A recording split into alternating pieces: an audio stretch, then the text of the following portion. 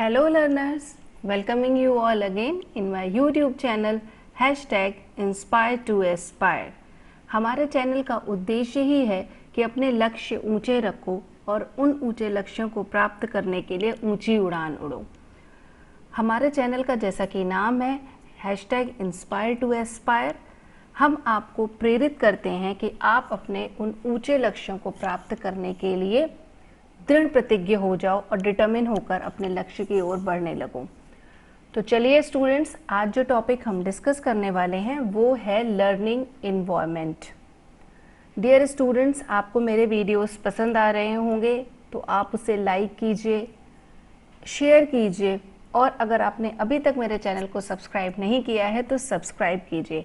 तो चलिए students, solve करते हैं कुछ multiple choice questions on learning environment. First question related to learning environment is, education is defined as, शिक्षा को परिभाषित किया जाता है नॉलेज एक्वायरमेंट, ज्ञान अर्जन, नॉलेज फ्रॉम बुक, पुस्तक से ज्ञान, नॉलेज इन्हांसमेंट थ्रू एक्सपीरियंस, अनुभव के द्वारा ज्ञान में वृद्धि करना, या फिर डी ऑप्शन है सिनोनिम्स ऑफ स्कूल एजुकेशन, विद्यालयी शिक्षा का पर्यायवाची है। बहुत ही आसान प्रश्न है विद्यार्थियों और मुझे पूरा यकीन है कि आप इसका सही उत्तर देंगे और इसका सही उत्तर है C, knowledge enhancement through experience. Question number 2 है the contribution of teacher in the modern world, आधुनिक संसार में या आधुनिक विश्व में शिक्षक का योगदान है। ऑटोक्रेटिक एडमिनिस्ट्रेटर, निरंकुश प्रशासक, guide, cooperative, reliable and friendly. Guide मतलब पथ प्रदर्शक, कोऑपरेटिव मतलब सहयोगी, रिलायबल विश्वसनीय और फ्रेंडली मतलब मित्रवत। सी है एज ओनर और डी है एज प्रोटेक्टर या संरक्षक की तरह। इसका भी उत्तर आपको ऑप्शंस देखकर बहुत क्लियर हो रहा होगा, तो चलिए देख लेते हैं इसका सही उत्तर क्या है। B, in this modern era the contribution of teacher is as guide, cooperative, reliable. Question number 3 है how to remove the stealing habit of students, विद्यार्थियों में चोरी करने की आदत को कैसे दूर किया जा सकता है।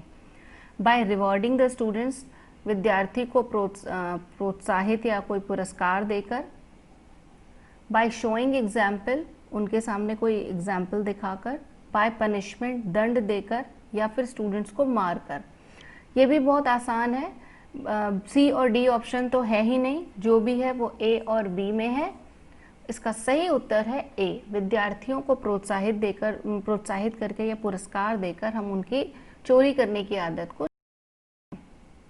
क्वेश्चन नंबर 4 है मीनिंग ऑफ लर्निंग इज, अधिगम का अर्थ है इंटेलेक्चुअल नॉलेज, बौद्धिक ज्ञान, लैंग्वेज कॉम्पिटेंस, भाषा दक्षता, ओवरऑल पर्सनालिटी डेवलपमेंट, या फिर स्टडी ऑफ सब्जेक्ट्स, विषयों का अध्ययन। इसका सही उत्तर है सी, अधिगम का अर्थ है संपूर्ण व्यक्तित्व का विकास। क्वेश्चन नंबर 5 है the overall development of student is responsibility of, विद्यार्थी का जो सर्वोत्कृष्ट या सर्वांगीण विकास है वो किसका दायित्व है। शिक्षक का, विद्यार्थी का, समाज का, या फिर शिक्षक और विद्यार्थी दोनों का। इसका सही उत्तर है शिक्षक और विद्यार्थी यानी डी। क्वेश्चन नंबर 6 है which educationist told about the 5 steps of learning, अधिगम के 5 स्टेप्स को किस शिक्षा शास्त्री ने बताया है। फ्रोबेल, हर्बर्ट, प्लेटो, या फिर Comenius.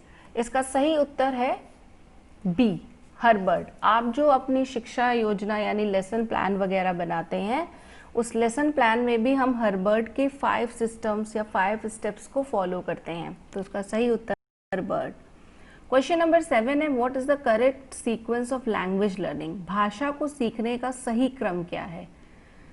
LSWR, L is here listening, S is speaking, W is writing, R is reading, या फिर B, इन शब्दों का जो भी लेटर इसमें यूज़ किए गए हैं उसका एब्रीविएशन सेम है, यानी S for speak, L for listen, W for right and R for read, या फिर C SLRW, या फिर D LSRW। इसका सही उत्तर है A, पहले लिसन सुनना होगा, फिर बोलना होगा, फिर लिखना होगा और फिर पढ़ना होगा। क्वेश्चन नंबर 8 है, human personality is the result of, मानवीय व्यक्तित्व परिणाम है अपब्रिंगिंग एट होम, घर में जैसी परवरिश की जा रही है, interaction between heredity and environment, पर्यावरण तथा अनुवांशिकता के बीच अंतरक्रिया, ओनली इन्वायरमेंट केवल पर्यावरण, या फिर केवल अनुवांशिकता। इसका सही उत्तर है B, it is the result of interaction between heredity and environment.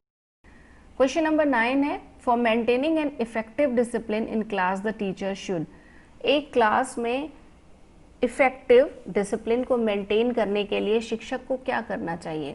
Allow students to do what they like, students को परमिशन दे देनी चाहिए, जो करना है कर लो। Deal with the students strictly, बहुत कड़ाई से विद्यार्थियों के साथ डील करना चाहिए।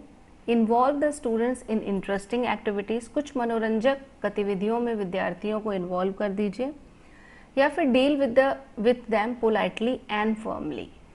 आप इसका उत्तर सही समझ गए होंगे मुझे लगता है, क्योंकि आपने खुद बीएड में ये सारी चीज़ें पढ़ी हैं, और अगर नहीं पढ़ी हैं तो आपने कम से कम प्रैक्टिस टीचिंग में इन चीज़ों को अनुभव किया होगा। तो इसका सही उत्तर है सी, विद्यार्थियों को कुछ मनोरंजक गतिविधियों में इन्वॉल्व कर दीजिए या रुचिकर गतिविधि।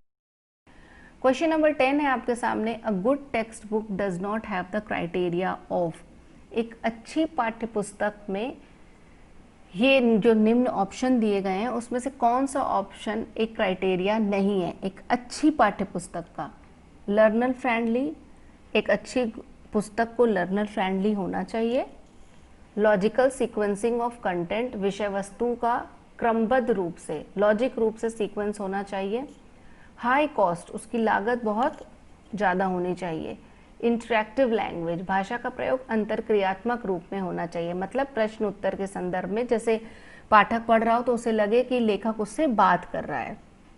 तो इसका भी आंसर बहुत क्लियर है, मुझे लगता है जब तक मैंने आपको समझाया आपने इसका सही उत्तर दे दिया होगा। तो इसका सही उत्तर है सी, हाई कॉस्ट, एक अच्छी टेक्स्ट बुक को ज़्यादा महंगा नहीं होना। क्वेश्चन नंबर 11 है आपके सामने, slow learners in the class should be. Slow learners कहने का मतलब जो मंद गति से सीखने वाले विद्यार्थी होते हैं उनके साथ क्लास में किस तरह से व्यवहार करना चाहिए? मोटिवेटेड, उन्हें प्रोत्साहित करना चाहिए। नेग्लेक्टेड, उन्हें नेग्लेक्ट कर देना चाहिए। उनके लक्षणों के अनुसार उन्हें ट्रीटमेंट देना चाहिए, या फिर उन्हें कोई आसान असाइनमेंट दे देना चाहिए। थोड़ा सा सोचिएगा, क्योंकि इसमें से बी तो बिल्कुल भी नहीं है, नेग्लेक्ट तो नहीं करना चाहिए, हाँ मोटिवेट भी करना चाहिए, उनके लक्षणों के हिसाब से उन्हें ट्रीट भी करना चाहिए, या फिर उन्हें आसान असाइनमेंट दे देना चाहिए। इसका सही उत्तर है सी। ट्रीट करने का मतलब यहाँ पे डॉक्टर की तरह उसका ट्रीटमेंट करने से मतलब नहीं है। यहाँ कहने का मतलब है, मान लीजिए जैसे कोई विद्यार्थी है जिसे कुछ कम दिखाई देता है या उसको कुछ कम सुनाई देता है, जिसकी वजह से वो स्लो है, जिसकी वजह से वो क्लास में अच्छी तरह से परफॉर्म नहीं कर पा रहा है, तो उसे आगे बैठा देना चाहिए ताकि वो अच्छे से देख सके और सुन सके, मतलब उनके लक्षणों के हिसाब से उसे ट्रीट करना। क्वेश्चन नंबर 12 है आपके सामने, what is the best source to acquire knowledge systematically. ज्ञान को क्रमबद्ध रूप से प्राप्त करने के लिए या अर्जित करने के लिए सबसे बेस्ट सोर्स क्या है? फ्रॉम अथॉरिटी, प्रशासक से सीखना चाहिए। बाय पर्सनल एक्सपीरियंस, व्यक्तिगत अनुभवों के द्वारा सीखना चाहिए। थ्रू साइंटिफिक मेथड, या फिर बाय एक्सपर्ट ओपिनियन। इसका उत्तर भी आप सबको पता होगा, इसका सही उत्तर है बी, व्यक्तिगत अनुभवों के द्वारा ही ज्ञान को क्रमबद्ध रूप से सीखा जा सकता है, या वो एक बेस्ट सोर्स है। सीखने के तो जो भी ऑप्शन दिए गए हैं वो सारे सोर्सेज हैं, but we are asking here the best source, तो इसका उत्तर होगा B, by personal experience. Question number 3 है आपके सामने, A child from a disorganized home will experience the greatest difficulty with। एक बच्चा जो डिसऑर्गेनाइज्ड होम, अव्यवस्थित घर से आता है, उससे सबसे अधिक किस चीज़ में डिफ़िकल्टी अनुभव होगी? वेल स्ट्रक्चर्ड लेसन, बहुत अच्छे से जो संरचित हुए लेसन, उसमें तो नहीं होगी। इंडिपेंडेंस स्टडी, स्वतंत्र रूप से उसे अध्ययन करने में कोई प्रॉब्लम होगी? नहीं होगी। प्रोग्राम्ड इंस्ट्रक्शन से में भी कोई प्रॉब्लम नहीं होगी। शॉर्ट आंसर टेस्ट, उसको शॉर्ट आंसर टेस्ट देने में प्रॉब्लम हो सकती है, क्योंकि वो एक ऐसे घर से आ रहा है जहाँ उसे कोई मदद करने के लिए नहीं है, घर बड़ा अव्यवस्थित है, इसलिए इसका सही उत्तर होगा। क्वेश्चन नंबर 14 है, in setting a question paper you will pay more attention on. मान लीजिए आप एक शिक्षक हैं और आपको एक क्वेश्चन पेपर सेट करना है, तो आप सबसे ज़्यादा ध्यान किस बात पर देंगे? कंटेंट पर, विषय वस्तु पर, डिस्ट्रीब्यूशन ऑफ क्वेश्चंस, क्वेश्चंस का किस प्रकार से वितरण किया जा रहा है, कंस्ट्रक्शन ऑफ क्वेश्चंस, क्वेश्चंस का निर्माण किस ढंग से किया गया है, या फिर duration of question paper, question paper कितने समय का है या कितने घंटे का है। देखिए इसमें जो भी ऑप्शंस दिए गए हैं चारों, वो चारों ऑप्शन सही हैं, पर आपसे पूछा जा रहा है इन चारों में से भी आप किस पर सबसे अधिक ध्यान देंगे। तो इसका सही उत्तर है ए, कंटेंट। सबसे अधिक हमें ध्यान विषय वस्तु पर देना होगा। अगर विषय वस्तु पर ही हम ध्यान नहीं देंगे तो बाकी दिए गए बी सी डी ऑप्शंस को हम फुलफिल कर ही नहीं पाएंगे। इस वीडियो का सबसे अंतिम और लास्ट बोल लीजिए या 15वां प्रश्न है, children generally remember those things that they.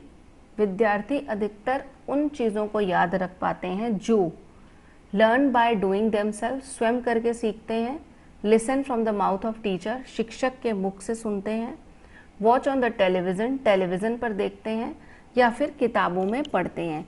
ये तो आपने भी अनुभव किया होगा, और जिसने इसका उत्तर ए दिया है वो सही है। स्वयं करके विद्यार्थी सबसे अधिक अच्छी तरह से सीखते हैं और उनको वो चीज़ें अधिक समय तक याद रहती हैं। सो डियर स्टूडेंट्स, आज हमने लर्निंग इन्वायरमेंट पर 15 मल्टीपल चॉइस क्वेश्चंस को सॉल्व किए हैं। Learning environment basically quality in education unit के अंतर्गत आता है, जो विभिन्न विश्वविद्यालयों में विभिन्न प्रश्न पत्रों के अंतर्गत सम्मिलित है। तो ये वीडियो आपके लिए बहुत इम्पॉर्टेंट है, क्योंकि क्वालिटी इन एजुकेशन आज के समय का मेन कंसर्न है। आज हम सब इसी बात पर डिस्कशन करते हैं कि किस तरह से शिक्षा में गुणवत्ता को बढ़ाया जाए। मुझे उम्मीद है कि आपको ये वीडियो पसंद आया होगा, तो आप इस वीडियो को लाइक कर दीजिए, शेयर कर दीजिए, और अगर आपने अभी तक मेरे चैनल को सब्सक्राइब नहीं किया है तो सब्सक्राइब कर दीजिए। अगर आपको कोई फीडबैक देना है या आपको कोई डाउट है तो आप इस वीडियो के कमेंट सेक्शन में कमेंट करके पूछ सकते हैं, अपने डाउट्स को क्लियर कर सकते हैं और अपने फीडबैक भी दे सकते हैं। So dear, stay tuned with me. Thank you so much for listening me patiently, and best of luck for your exams.